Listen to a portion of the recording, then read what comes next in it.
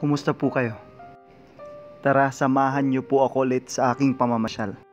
Napansin niyo po ba ang pinto na aking dinaanan? Tama po kayo, lahat tayo ay may kanya-kanyang pintuan na dapat daanan.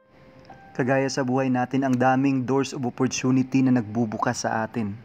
Hindi dahil nakapasok ka na ay magtatagumpay ka na agad. Lahat ng bagay ay pinaghihirapan. Wala pong overnight or shortcut to success. Hanggat buhay ka pa, may pag-asa pa.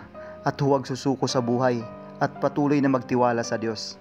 Sabi nga sa Proverbs chapter 3 verse 5 to 6, "Trust in the Lord with all your heart and lean not on your own understanding. In all your ways acknowledge Him, and He will make your path straight." Kaya magtiwala lagi sa Diyos na balang araw ikaw naman ang magtatagumpay. Napansin mo ba ang malalaking bato na nakapaligid sa amin? Tama po kayo, kagaya sa buhay natin ang daming bato. Mga problema, mga pagsubok, mga stress, mga depression, mga takot. Lahat po yan ay mga bato sa buhay natin. Kaya huwag po tayo magpadagan sa mga batong ito. Isipin lagi na may bukas pa.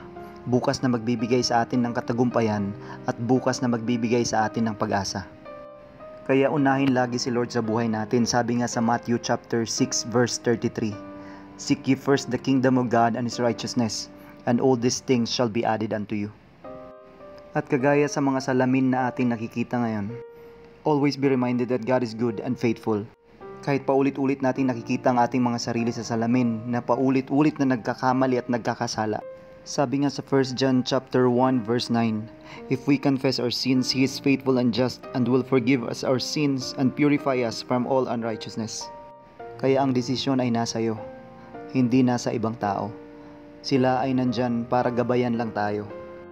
Kaya choose Jesus today. Mapapansin mo sa buhay mo na paunti-unti kanyang binabago. Kaya let's be grateful and thankful always, every day.